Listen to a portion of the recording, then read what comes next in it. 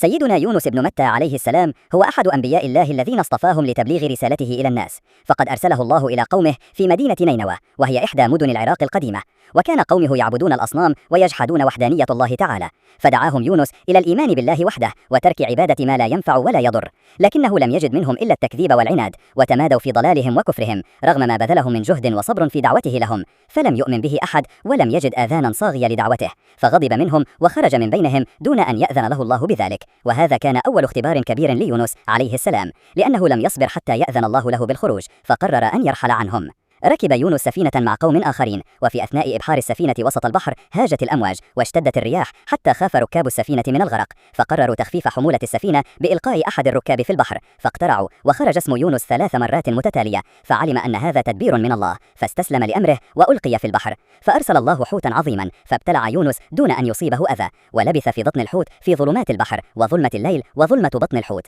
فأدرك أنه أخطأ حين ترك قومه دون إذن من ربه، ورفع أكف الضراعة إلى الله يدعوه بدعاء خالصا من قلبه المعترف بالذنب: لا إله إلا أنت سبحانك إني كنت من الظالمين. وكان هذا الدعاء مفعما بالتوحيد والتنزيه والاعتراف بالخطأ. استجاب الله لهذا الدعاء الرحيم ونجاه من الغم، وأمر الحوت أن يقذفه إلى الشاطئ، فخرج وهو عليل ضعيف وقد أثرت فيه الظلمة والعزلة، فأنبت الله عليه شجرة من يقطين، وهو نبات بأوراق عريضة تظله وتمنحه غذاء ودواء حتى تعافى وعادت إليه صحته، فلما تم له الشفاء عاد إلى قومه بعد أن أذن الله له بذلك، وعند عودته وجد أن قومه قد تابوا وآمنوا بالله بعد أن رأوا بوادر العذاب، وأدركوا أن يونس كان على حق، فقبل الله توبتهم ورفع عنهم العذاب، وعاشوا بعد ذلك في إيمان وسلام. قصة سيدنا يونس تحمل في طياتها الكثير من العبر والعظات العميقة، فهي تعلمنا أن الصبر على الأذى في سبيل الله من صفات الأنبياء، وأنه لا ينبغي للعبد أن يسبق أمر ربه أو يتعجل النتائج مهما بدا له الواقع مظلما، كما تعلمنا أن التوبة الصادقة والدعاء الخالص قادران على تغيير مصير الإنسان مهما كانت شدته،